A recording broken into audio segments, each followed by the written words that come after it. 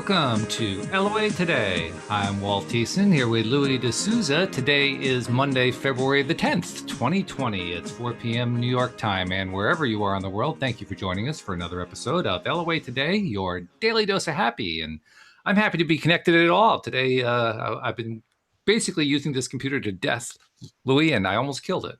But fortunately, it's alive, it's well, and we're connected, so that's the main thing. I see you've got a beautiful picture of a bridge behind you, so it looks like your screenless green screen is working nicely. Yeah, it's slowly getting better as they improve it. They seem to be going leaps and bounds at the moment. So yeah, I'm quite happy with it. Very cool. Yeah, this is completely obliterates my chair at the moment, which is nice.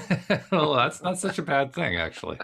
Kind of makes it look like you're standing right there, on the edge of the cliff with water behind you. So yeah, surfing.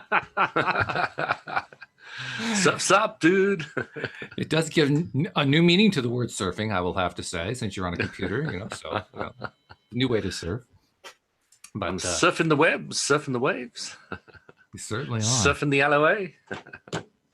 Surfing the LOA, that's probably a good term for today, because I've been surfing the programming waves and basically wiping out every 3 seconds. So it's been a challenging day from an LOA perspective of trying to stay in that positive, happy place. There's nothing really like kind of running into obstacle after obstacle to, first of all, remind you you're going in the wrong direction. And second of all, to remind you, don't take any of this stuff seriously, because when you're constantly getting it in your face, you can't really ignore it. It's just kind of there. You've got to kind of like pack it up, put it in a basket, and then think about open up a new basket that's got some nice goodies in it. Pretty much. Yeah. And actually, that's what I was kind of doing today. I was kind of like, casting around. Okay, well, this box isn't working. Where's the next box? Okay, here's another box. No, that one doesn't do it either. Sometimes you just get tried, It's just see how much. Yeah. I was telling you earlier, we're having new radiators, and we've got a couple of really nice guys installing them. And, they had a challenge, but everybody was happy and they got over it. And then they had another challenge and everybody was still fairly happy. So we got over it. And, as they remove a radiator, we paint behind it and fill the holes and do all that. Because, it's like a once in a lifetime event that the radiator's off the wall. Yeah, no kidding. Right. That's probably the last you'll see of that paint for the next 20 years. Exactly. But in my mind, it is nice and clean. That's right. And that matters. And that's what counts. It does count. It makes a big difference. Especially in the LOA world, you start really realizing that's what counts. Yeah. It's amazing how the little things make all the difference. It's so easy to just skate right over them and say, okay. I was saying to me, you don't have to plug the holes. Nobody's going to see them. I said, my mind will. My mind will. I'll know those holes are there. I know. I'll be sitting there it takes me 2 seconds to plug them, sand them, and then paint it. It's like not an issue. We don't want you standing there saying, I know those holes are there. I just know it. Because of the radiator installers, of course, will not do any titivating. No. That is not their job. So no. Well, it's kind of ironic because, like I said, I was working on programming stuff, and I'm running into the same thing in the programming world. Because in the programming world, everything is very compartmentalized, and if you talk to somebody in compartment A and you want to get to compartment B, they won't even give you that information. Like, hey, that has nothing to do with compartment A. It's not my job. So you're basically left to figure out, okay, well, how do I get to compartment B when compartment A doesn't seem to have any doors? Well, I've been very, very impressed with Microsoft support, because even though you're dealing with many different devices, they're happy to go that extra mile and make sure that those other devices are working. Oh, well, that's good. And that is very impressive. Yeah, that's a rarity. For any software company support. Absolutely, especially for a Big Four. The Big Four, first of all, aren't really known for doing a lot of customer support anyway. So I don't know. Microsoft's always had a fairly good rapport. I don't know. Not bad. As these things go, certainly by comparison to the other three. Exactly. These things are relative. And I mean, they But phone you back. They phone you back on time. I've been really impressed with Microsoft support. I must admit, I've had quite a few Teams issues, and they've managed to sort them all out and explain it. It's quite an involved piece of software to do your podcasting and stuff like that. And you're really liking this Microsoft Teams too. I hadn't really heard much about it till you told me. yeah, I'm not sure I'm liking it for the reason, as a Zoom replacement. Yeah, Oh, it's I see. challenging. Yeah. Yeah. It's not bad if you get the guys on and you get them on beforehand, you get them to install it. Then, they don't have to do anything but just load Teams and go in. So it's really, really Hmm. easy. But to get them to get to that first hurdle, it's the same as Zoom, get somebody to download Zoom and click on the button that says join. It's a bit difficult. uh, Yeah, it's the little things that trip us up. That's true. So anyway, I don't really have a clear topic in mind for today, but I wanted to first of all acknowledge your sister-in-law Astrid, who is yeah, taking kind of a leave of absence for some indefinite period of time. So I just wanted to acknowledge her and say thank you for all that you've given us, Astrid, and the time that you've been on the show. And we'll look forward to seeing you again when you decide to come by. But we just really appreciate it, especially with what she had to teach us about Jinshin Jitsu yeah. and her perspective on LOA in general. Really, really helpful. So thank you, Astrid. An amazing individual. She was here last weekend. And yeah, it's always good to spend time with them. Mm-hmm. Really, really nice. Yeah.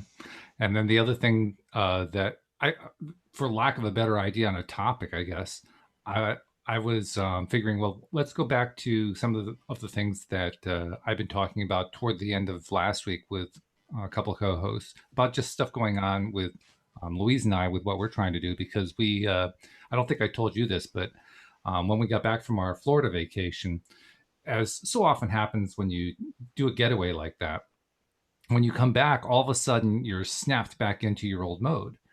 And all of that wonderful, good feeling stuff that you were doing while you were away just got replaced with all the stuff that you were leaving behind in the first place, which was the reason why you got away in the first place. And now all of a sudden it's just it's right back in your face. And we were really noticing that in a big, big way. It was, I mean, in good, there were some good things about it, but there were also some things that were not so good that we didn't really like too much. And within the first day back, we both kind of sat down together. We didn't even have to like call a meeting or anything. It's like we both sat down and said, okay, we're not doing this. we're going to shift this whole thing. And it's really become, oh geez, it's become like a combined effort to do whatever we can to keep changing up our environment and our perspective and what we're thinking about and what we're focusing our attention on, just so that this environment that we're in doesn't evoke the same experience that it was evoking all along. And it's amazing when you're away. I mean, it's almost like you're building from scratch. When you're away, none of it is really familiar, so you can just kind of invent as you're going, and it's all great, it's all exciting, it's all fun. But when you're dealing with something that you've already had a lot of experience with, and you're trying to change that's where the rubber meets the road. That's where you really find out how good you are at focusing, how good you are at things like meditating, at staying calm, at finding that Relief and release. Yeah. relief. Oh my goodness, it really, really shows you. So I guess I don't know how to title that topic, but that's the topic. Just getting back to the old environment and then trying to shake it up a little bit. Well, a couple of things come to me. So number one is the plumber that was here doing the radiators today. I said to him, how long have you been doing your job? And he says, like, about 30 years or something. I said, do you love it? And he said, yeah, absolutely love it. So I said, so you're one of those guys who doesn't actually go to work because you're just so much enjoying what you're doing. It's not work. And he says, that's it. That's me. And I was like, yeah, this guy, when he goes on holiday, he probably feels worse, This is probably true, yes. Or to put it another way, when he goes on holiday, he can't tell the difference. Yeah, no, that's me. I really can't tell the difference between holiday, on the plane, in the car. All of them same to me. They're very, very, very similar to me. And there's disadvantages to that because you're not feeling those highs and lows so much. And sometimes they're really nice. But I get them. But they're smaller. They're Mm-hmm. smaller. Mm-hmm. And everybody's different. There are quite a few people like me, and there's quite a few people who are, I was speaking to a lady the other day. It was quite fascinating because she said to me, I have these really lows and really highs and all the rest of it. And I said, first of all, first thing I wanted to tell you is that somebody who has those really highs and really lows are sensitive people. And sensitive people have a strong connection to source. Hmm. And she said, you know what? That's the loveliest thing anybody has ever said to me, because she really Oh, understands nice. source. Yeah. Yeah. And it was like, I just, Abraham Hicks's teachings puts the small pieces of the puzzle in for people that really help them, really, Mm. really help them. I'm so excited about going to see them in Amsterdam in a couple of months' time or so. Yeah, I was just going to say, you said you were going, but I couldn't remember when. So when you said a couple of months, okay. It's So, it's it's May, I think. Yeah, okay. Yeah, halfway should through be May, I great. think. Mm. Interesting thing. I've only been to one of their workshops, and I was just I guess I expected something different, but what I saw in the workshop was exactly what I've seen in the videos, and Yeah, it's like, well, it's like no different. The environment is a little different. That's about it. yeah. To me, it'll be fun speaking to the people. Listening to those YouTube videos, I can pretty much guess exactly what they're going to say to each one of them in their different Yeah, right. predicaments. And I'm just hoping that it's possible that I can go sit in the hot seat, because that would be fantastic for me. Sure. So Do you have a if I get question in that, mind?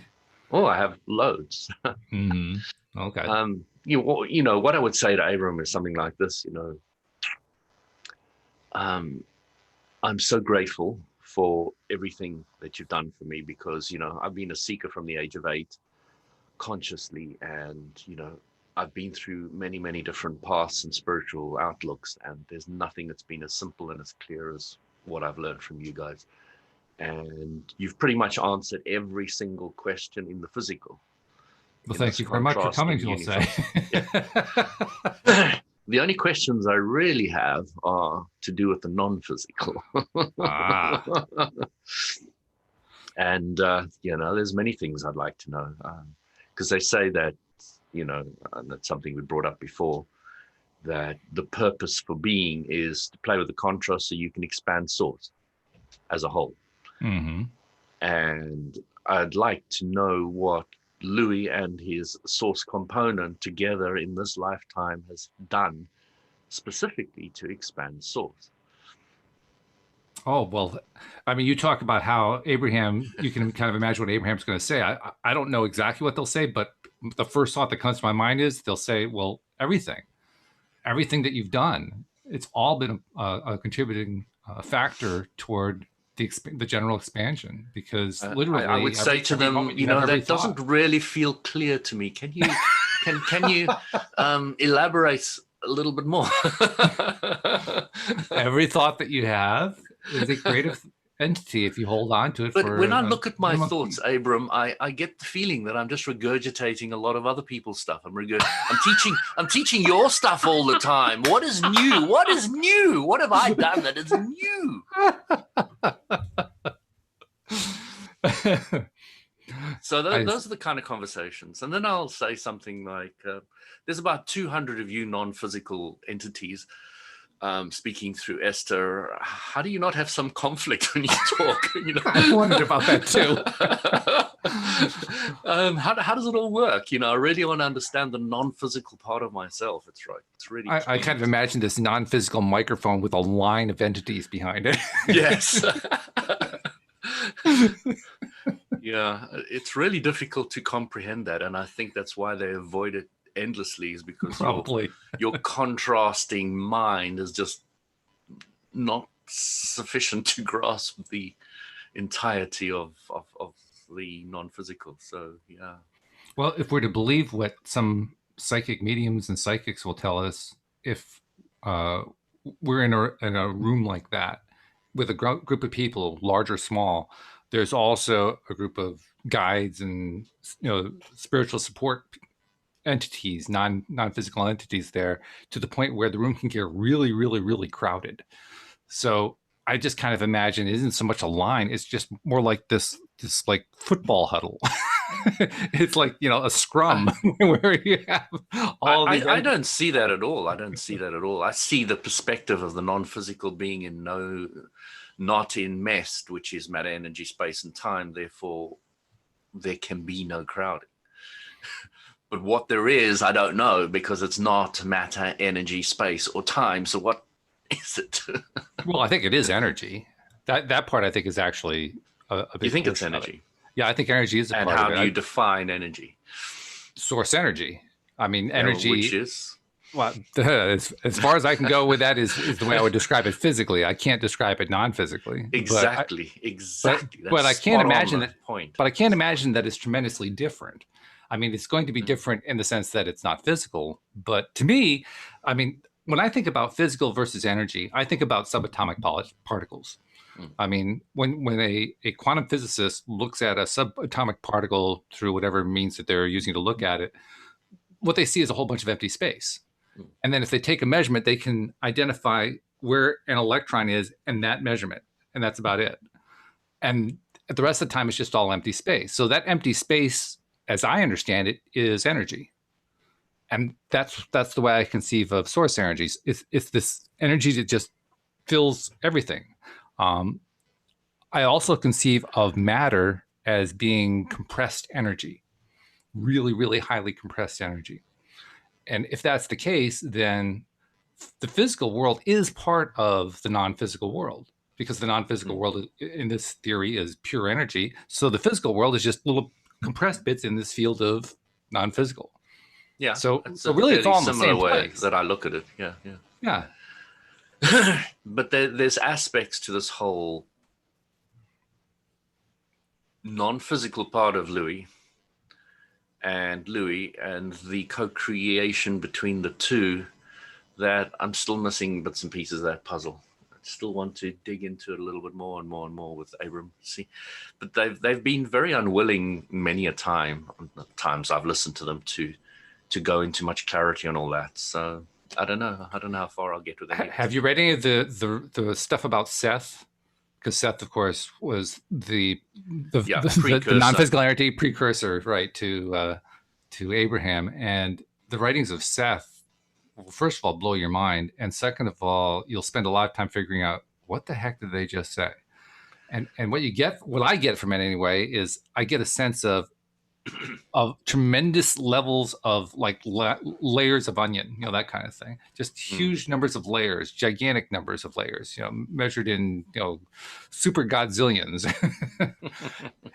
And when you have that side of us, that non-physical side of us, that source energy side of us being described that way, well, yeah. I mean, if I were Abraham, I'd try to avoid answering that question too, because how on earth do you break that down into something simple?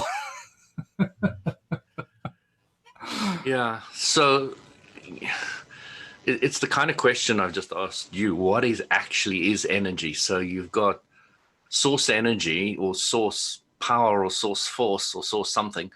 Um, and that's where all our power that we created the entire universe and our universe from. And, it's just fascinating to me because there's bits and pieces of that I just don't get. And that's great because they've cleared up almost every other mystery for me. At least there's something that I'm still trying to understand. Sure. They've answered what is ghosts. They've explained what are aliens. They explained why you can fly like Superman and why you don't. They've pretty much explained. They've explained religion, philosophy, politics. They've explained everything. There's pretty much nothing that is not. They explain to you how you can get what you want, how you can be happier. They explain to you how you can get more love in your life. They've explained pretty much everything, how you can get the perfect partner. They've pretty much covered all bases. So the only thing that I feel that's really left is, to understand a little bit more about the relationship between source, because they mentioned once, and I've mentioned this to you once before, that they said in one of their dialogues that the inner sound is a greater um, guidance system than your emotions. Hmm. Okay. The inner And I sound know is a when I greater guidance meditate, I system. get different sounds coming into my head, and etc. And the religion that I was part of was talking a lot about the two ways that Source speaks to you, and one is through light, and the other one is through sound. The inner light and the inner sound. Mm-hmm. So I've, for example, Christ, the disciples, when Christ rose from the dead and walked into the room, some of them had, well, they all had flames on top of their heads, and they heard the sound of wind. And then Saul, on the way to Damascus, was blinded and thrown off his horse by a light that wasn't physical. Moses in the burning bush that wasn't burning, which was another light. So spiritual scriptures, and I'm just using Christianity because a lot of people know Christianity, you're probably watching Sure. this. And, every religion I've ever looked at has got some form of these inner experiences of either light or sound. Mm-hmm. So I'd be curious to follow that up with Abram as well. So, those are a few of the things. As you were talking there, I was reflecting on a video Louise and I watched over the weekend. I don't know how familiar you are with the work of Dr. Joe Dispenza, Yep. but he has been doing, he's a chiropractor who, when he was in his 20s, and had just established his practice, he was in a triathlon race. And during the race, one of the guides who was guiding him on where to go on the course accidentally guided him out into the middle of traffic, and he got hit by a car and was basically devastated. The doctor said he would never walk again, all that kind of stuff. And he ends up healing himself with his mind, Mm-hmm. and becomes a profound student of the whole mind body connection and how you can actually heal yourself that way. He wrote a number of books, including one called "You Are the Placebo," in which he teaches the concepts that came out of his research, and his research is largely scientifically based rather than philosophically based. Although most of what he actually writes about is more philosophically based, which I have a little bit of a problem with just because he's presenting himself as being a scientist. But nevertheless, that's a side issue. The thing that I was thinking about as you were talking there is that during his presentation, he was making references to what happens with his students when he teaches them how to meditate successfully. And he told one story about a woman who is a medical doctor, I believe, who was attending one of his workshops with a team for the purpose that they had medical equipment. They were measuring heart rate and brain scans and all this other kind of stuff. And she wanted to experience what he was teaching experientially, so she would know more how to test for what it was he was telling people about. And in the midst of her meditation, she was extremely successful and managed very quickly to get into a gamma state, and her colleagues were flipping out because they thought she was having a seizure based on the readings that they saw in their instruments. And they frantically called Dr. Dispenza over, and Dispenza says, "No, she's fine. Just let her go. Let her go. Let her go." And his point was basically, this is something that modern science is still having trouble coming to coming to terms with. Well, the thing that I was interested in was learning more about what that particular doctor who was experiencing all of this, what her subjective experience was, and also what conclusions she came away from it with. And he didn't actually share that part of the story. So when you're talking about how you want to be able to ask Abraham, this stuff about what's it like in the non-physical, and what are some of these concepts, how do they actually play out? What exactly is source energy? How does that actually differ from what we would call physical energy? Yada yada yada. I'm thinking similar questions about, well, what did this woman experience? What's her conclusions? What's her perspective on all this, on what happened? Because she had a very profound experience. And it also makes me wonder something that I wanted to ask you about, because you've had a lot of success with meditation, a lot more than I've had. Meditation has had some benefit for me, but from the stories you've told, you've had some really profound benefits from it. So I'm wondering, first of all, Have you experienced the kind of thing he's talked about where it becomes almost a state of elation, like God is entering your body or something along that line? Have you experienced that through meditation specifically, or has it been more along the lines of meditation has allowed you to live your life more in a positive realm, and that's where the benefit of meditation is coming in? In other words, has it been a real specific experience where boom, everything just exploded in your mind through meditation? So every time I've had one of these successful stories that you talk about Mm-hmm. is when I gave up meditating. When you gave up Almost. meditating. Yeah. Almost bar none. Okay. Because when you understand that, you understand what meditation really is.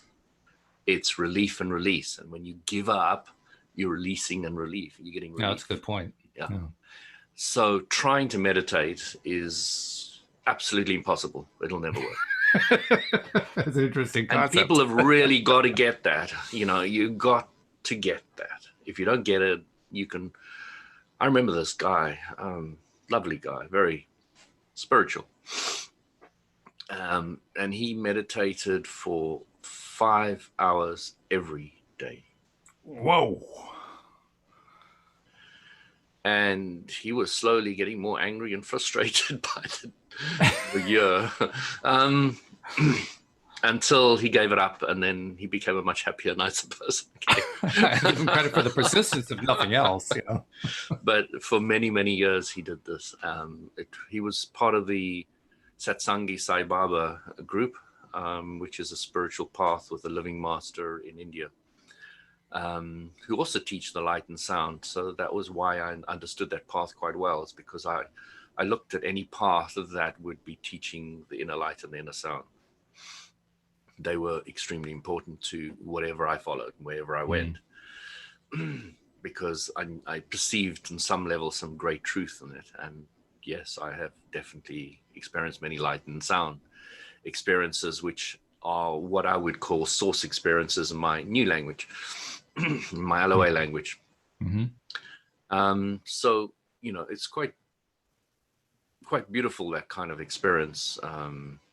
And they are wow, and they are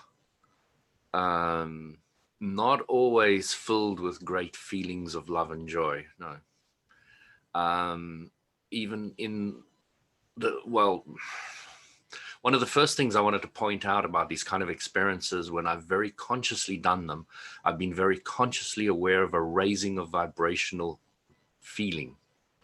It's like my whole body is vibrating at a significantly higher vibrational level. All right. Okay. Yeah. So you've got this raised feeling, and that's quite specifically when I've left my body as well. It's much easier. You don't feel the vibrational contrast that it's gone up to once you've left your body and you're now in the body of the higher vibrational entity, whatever it is. Okay. And you don't even have to look at it as leaving your body, because you're not really going anywhere. You could say your mind is moving from one vibrational thought pattern to a higher vibrational thought pattern, and is creating a scenario which is based on what you believe you're going to see usually. It's much easier in the higher vibrational state to manifest anything. Like, you can have a cup of coffee, you can drink it, and then the cup vanishes in your hand. Mm-hmm. So you can manifest quickly, and the manifestations vanish quickly. Now, this is what people don't understand about the huge advantage of the physical humans. When you manifest a house, it's not so easy for it to poof, vanish. Ah, yes. Okay, so that's a huge advantage, where on the inner planes, they come and they go very. So it's a very Why do they different go world. though? I mean, because if you're focusing on what you want, you would, at least in the human form, we would think, well, if once I've got it, it's going to be there. It's not going to go away. Well, you start realizing it when you're in the higher vibrational areas. Everything happens at a different. I want to use the word speed, but it kind of isn't speed. So things come and things go quicker. For me, those are my experiences. And you start realizing that that's one of the reasons why you choose the physical universe, because you can manifest things that stay around for a while and Mm, you can play with them for a while. right. And you start having a lot of appreciation for that. And you start having appreciation when you have these kind of experiences for the other side. You start appreciating that, you're coming from this non-physical source energy, and you're tapping into it and you're bringing it all the way down into this gross physical. So you're learning to play with it on different levels. So as you go from, this is the levels that I was taught. You go from astral to causal, causal to causal to etheric, then mental, then soul. So you can go out at different levels, and even within those levels there are levels. So you've got a whole vibrational scale on the astral, and you've got a whole vibrational scale on the etheric, and you've got a whole vibrational scale on the mental. So when you're meditating and you tap into the mental, which a lot of people do, then you're tapping into a place where the mind gets satisfied and thoughts and ideas come to you, and it feels very mentally gratifying. And I have experienced those quite a lot. And it's also because, our mental focus is very important to me. So you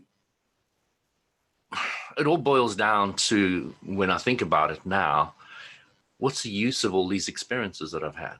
What's the value in them? For me, as a physical being, having the non-physical with me, having these non-physical experiences. So what you start realizing is that you're tapping into your higher self and you're experiencing it. So you're taking that higher vibration and bringing it back here, and then you're raising your vibration here, but then you're tapping in there, then you're coming in here, then you're tapping in there. My hands are coming and going on there. Just, Yeah, yeah. The this background of the green screen is really going bonkers.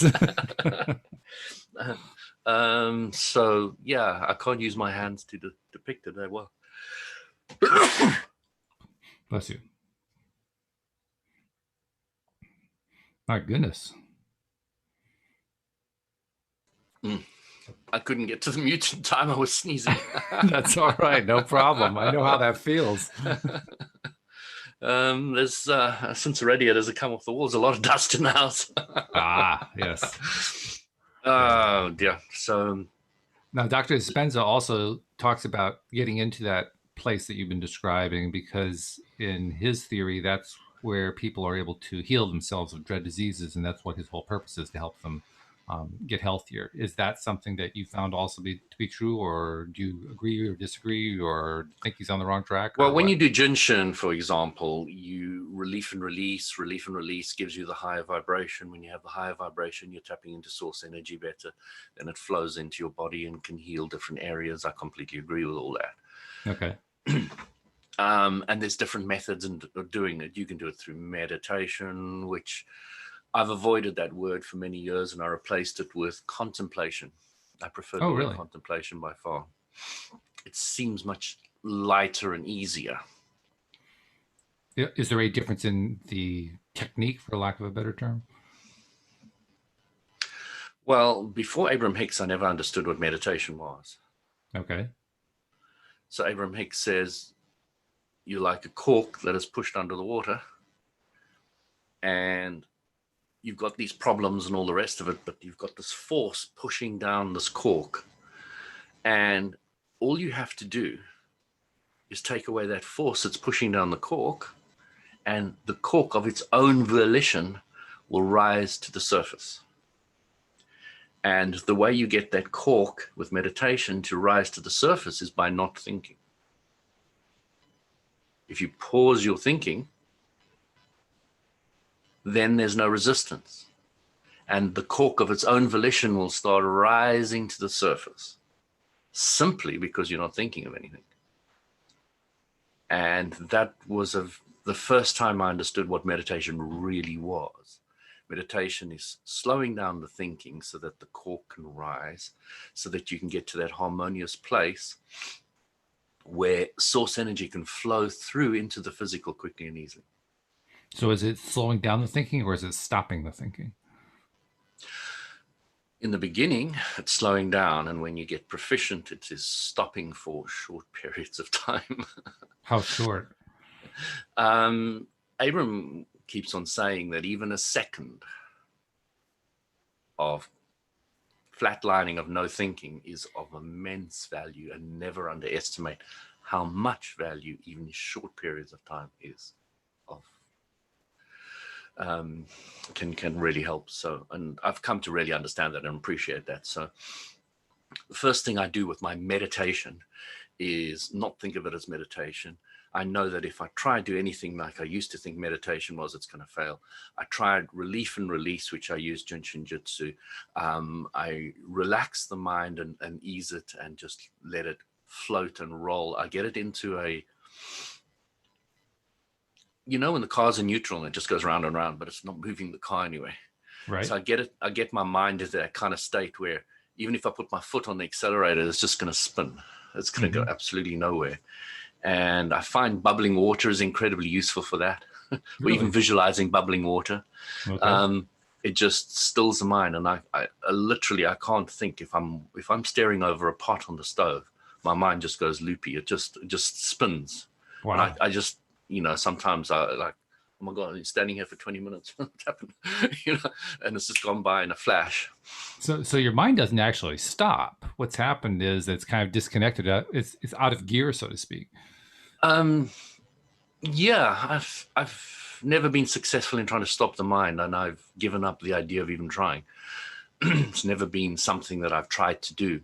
Well, to me, it also seems like an impossible thing to measure, because once the mind stops, how can you detect it? Exactly.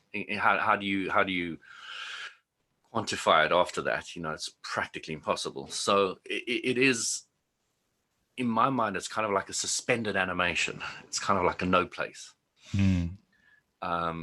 And to define it is of zero value, because to define it, you use your mind, you use thoughts.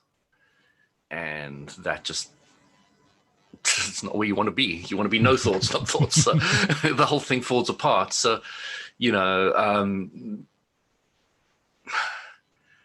it's the problem all masters have had. It's like, how do I teach somebody not to think or not to do anything? Or the way one master put it, and I really liked it, he said, be still and do something.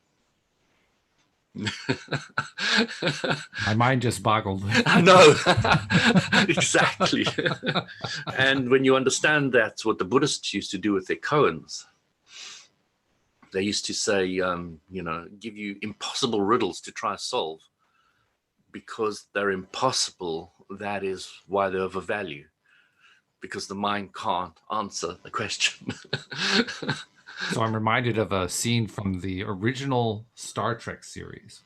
Oh, yes. In which Spock and Kirk are on some planet where there's a computer that's basically got them trapped. And Spock basically disables the computer by feeding it a problem. And the problem that he feeds to the computer is you will what's the exact order? You will believe everything that I say. I am lying.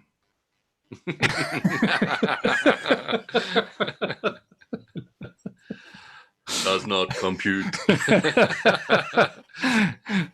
I was just looking up the other day. I was just looking up the other day. Richard Bach's first wife, Leslie Parrish, was one of the actors in that first Star Trek. Yeah, she was. Yeah. Yeah, that goes back quite a few years. But I always loved that episode, partly because the computer flips out.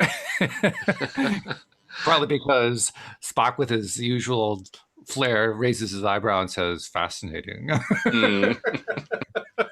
That kind of questioning always brings me back to Hitchhiker's Guide to the Galaxy. Oh, yes. What's the answer to life, the universe, and everything? And after about 40,000 years, the computer's ready to give the answer, and they have this huge meeting where all the planets get together, all the people are there. And he says, Do you have the answer to life, the universe, and everything? He says, yes. Yes. He says, but you won't like it. But you won't like it. What's the answer? I don't want to give it to you because you won't like it. What's the answer? We must have the answer. It's 42. So the big problem is you asked the wrong question. Yes. You need to build a bigger, better computer than me to ask the Correct question. And that's why we build Earth and humans with nice the machine. It's nice to know that Earth actually had a real purpose like that, you know, before it was mistakenly destroyed to make room for a hyperspace bypass. Which didn't actually happen. Which didn't actually happen. That's right. The whole thing is so confusing. Yeah, I'll never forget driving down to Cape Town, reading The Hitchhiker's Guide to the Galaxy with my parents, and I was sitting in the back there.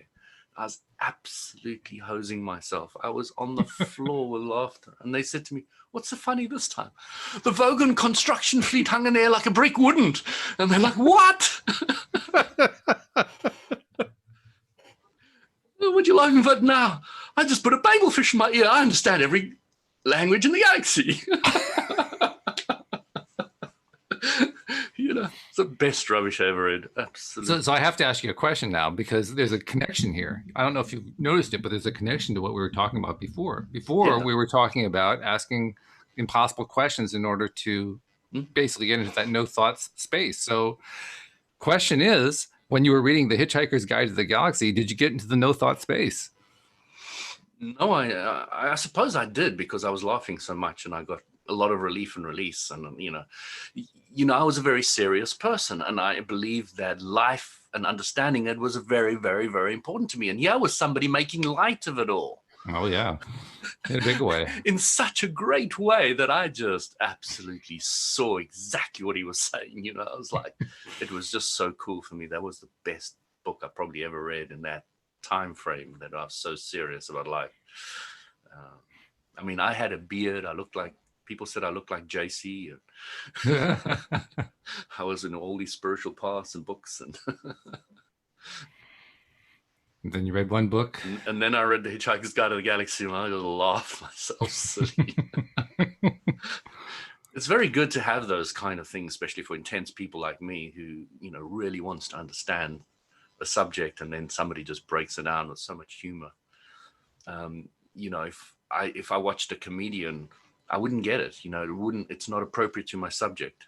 You know, some people really get it because they talk about sport and this, but I'm not into any of that. So it was because Douglas Adams was talking specifically to my subject. The idea that the mice are using humans by bumping into walls and going in here and stopping here in these little things that we put them in. They're controlling us. We're not controlling them. The whole idea was just absolutely mind-blowingly beautiful. Well, what you're describing, though, is it actually makes a lot of sense to me, in part because it is a way of, like you say, releasing, you know, just letting go. And laughter can be tremendously powerful toward that end. I had an experience with that just over the weekend. I mentioned Dr. Dispenza. I mentioned this video that we watched. And I was actually going to save this for a little bit later on, a few weeks down the line, because my sister-in-law, Iona, and I are talking about having her come back in March. She was actually my first regular co-host back about 5-6 years ago. And she did the show with me for about a year, and then had to go off and do other things, including becoming a doctor.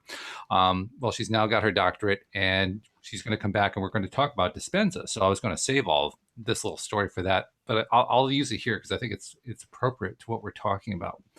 Because we were watching this video, and it was a good video. I mean, it had some good stuff in it and so forth. But there was also a side to the presentation. Now, this was like a 1.25 hour presentation that he gave to an audience at one of his workshops, I imagine. And I'm not sure if the presentation came toward the beginning of the one-day workshop or toward the end. My suspicion is that it came toward the end, because like he does in his books, he was making reference to a lot of the different stuff that his various studies have unearthed. And I kind of got the feeling he had done the same thing in this workshop. So I suspect it was like a closing presentation. But I had an interesting reaction to it, a visceral reaction. I was getting pissed off, which was not a reaction I expected. And there were a couple of reasons for it. It took me a while to figure out why I was pissed off. The first one was every 30 to 60 seconds, he would say, "Are you with me?" So I make this point, "Are you with me?" I'm making the second point, "Are you with me?" I make the third point, "Are you with me?" Not And anymore. pretty much, yeah. Meanwhile, I'm sitting on the couch and I'm like sinking further into the cushions of the couch. Like, how can I stop this? This is not pleasant. What you can do is put it on your video editing machine. That's right. And then listen to it again. Interesting idea. I should try that. And I'm looking over at Louise, and she's having exactly the same reaction that I am to this thing. And when it was all done, I was really, really pissed off. And I realized the main reason I was pissed off was he was starting to sound like a charismatic preacher. "Are you with me? Do you feel the energy? Is God within you?" It was that kind of a feeling. Praise the sauce. Exactly. Yeah. And after, I mean, I am so poisoned against all that kind of presentation. So when I hear somebody even teaching it against, an LOA background or something similar to that, I just say, "Oh, please, no, stop." So I was not in a good frame of mind, is my point. Anyway, I went off to do some research online, as I so often do after we watch something like that, because he had made reference to something called what's it called? The Heart Mind Institute, I think it is, which is a group of scientifically oriented people, although they're not necessarily research scientists, who have done stuff with physically measuring brain waves and heartbeats and all this kind of stuff during meditation and various other things, trying to provide some of the groundwork that Dispenza has included in his work. And I read an interesting response, should we call it, from somebody who's in the medical community who had been exposed to to the Heart Mind Institute stuff. And it was basically him posting a letter that he was giving to his superiors at the hospital where he worked. And in this letter, he was saying that he had been to 2 of Dispenza's workshops, and would they please not have a third? And he was giving all of his reasons why, and basically doing a very detailed critique of what they were doing, which was very similar to the kind of thing that Dispenza has talked about.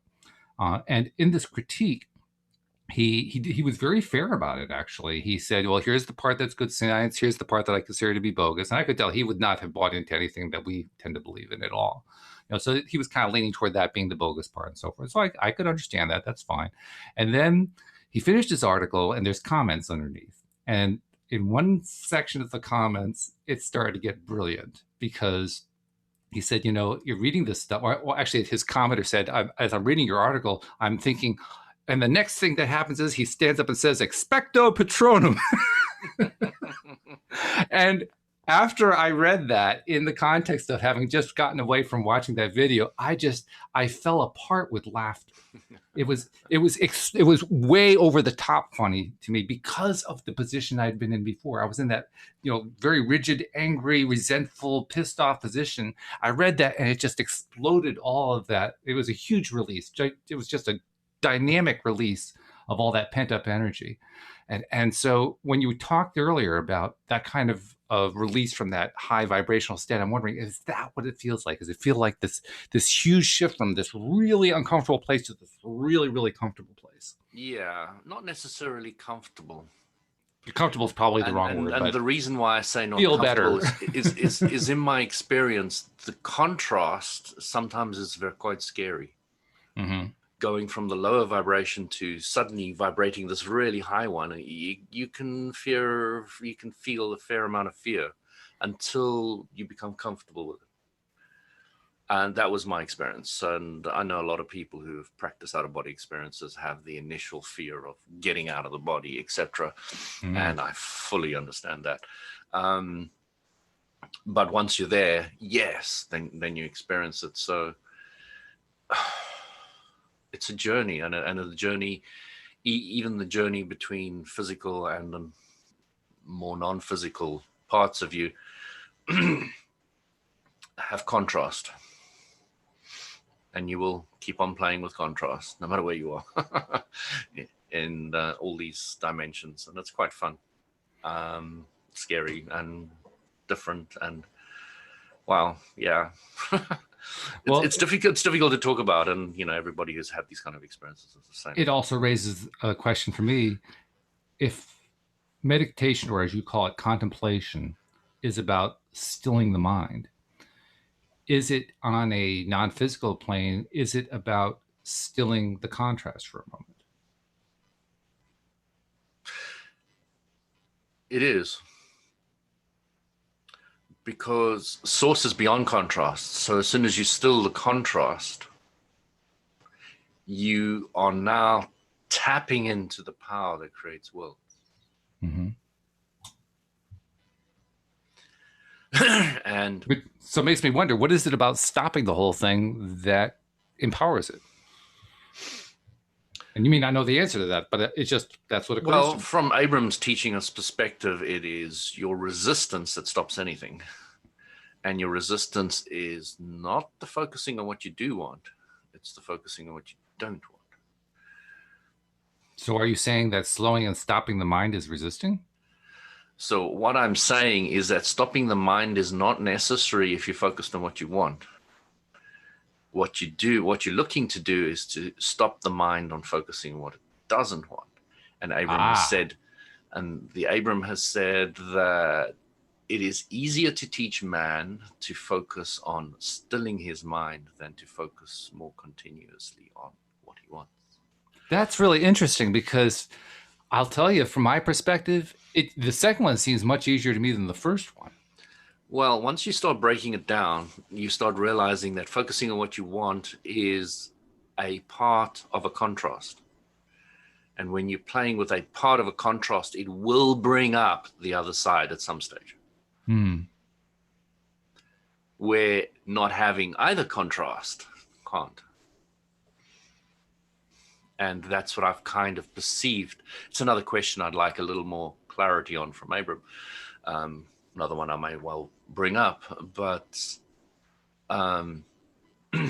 it's important to kind of understand how that all works with greater clarity.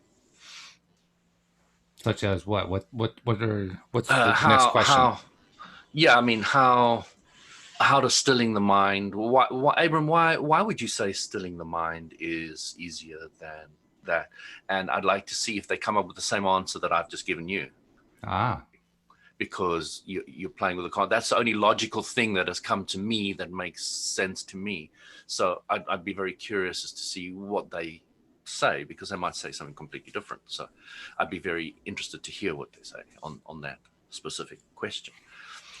Well, I'm not Abraham, but I can tell you what my instant reaction is to it. My instant reaction as to why they might say that is that I believe pretty strongly that the overwhelming majority of the planet is populated by people who prefer focusing their attention on what they don't like. And they demonstrate that by regularly focusing their attention on what they don't like. And in a kind of a strange sense, what we're really saying is they like what they don't like. They're enjoying the drama. Yep. They enjoy the drama. Exactly. So for somebody who really enjoys liking what you don't like, asking that person to focus on what they like, that's going to be about as far away as you can get. Stilling the mind, I can see for somebody like that, stilling the mind is going to be an easier thing. Now, how would Abraham say that? I don't know, but that's my reaction. Yeah, that's an interesting one. I hadn't really thought of that aspect. No, I will ponder that. Yeah, I mean, to me, the idea of stilling the mind, truly stilling the mind, now that you've brought this angle into it, it makes me really appreciate what I've felt all along. Stilling the mind includes stilling it for everything. You very adroitly said, well, it's actually stilling the mind regarding things that you don't like. I said, oh yeah, I could do that a whole lot easier. That was my first reaction, like, oh God, I could do that one. It's stilling the mind also from the stuff that I like. That's the part that blows my mind. Well, Abram puts it this way: once you have stilled the mind, you will have inspired thoughts.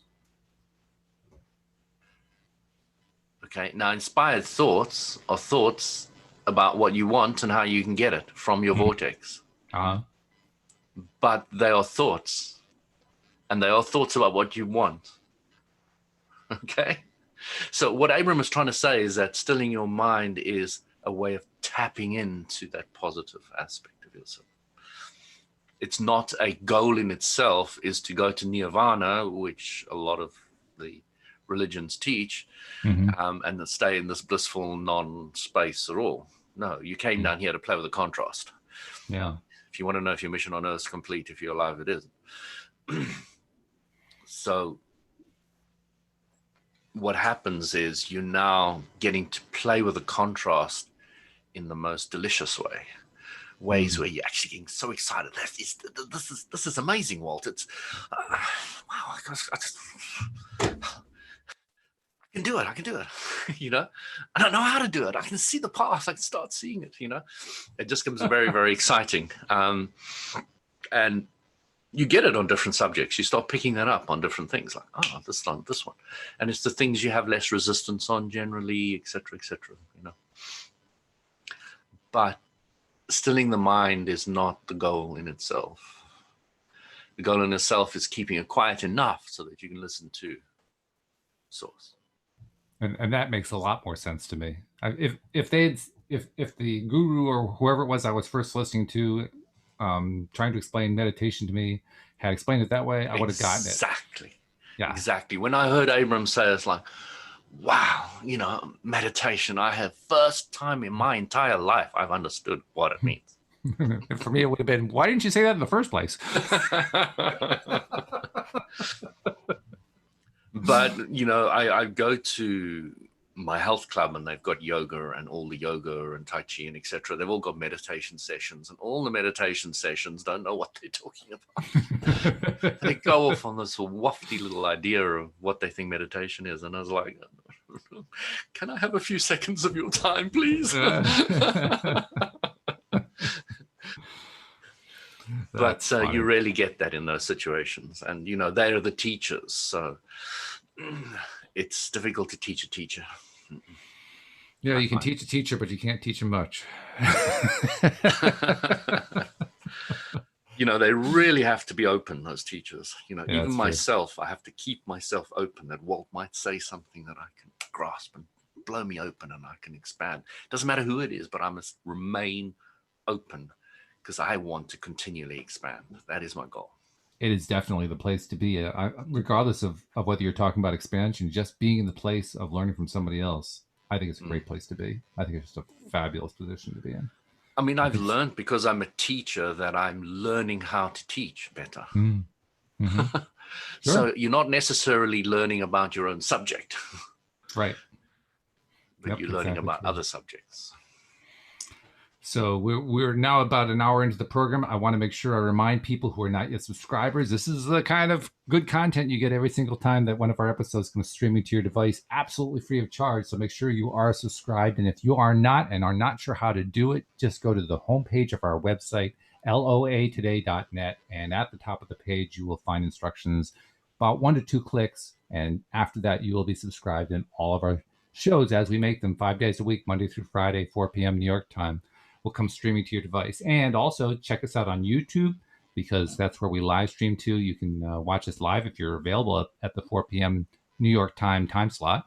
But if you're not, you can always just play the replays. You can actually see what we look like. You can see what Louis looks like with his bridge and his water behind him in the background. It's pretty cool. But please do become a subscriber if you're not already. And thank you so much to those of you who have become subscribers. I don't know if I told you, Louis, we are now officially over an average of 500 listeners per episode. No, so we're closing in on 600. Oh, we're over 500 now. We're over 500 now, yeah.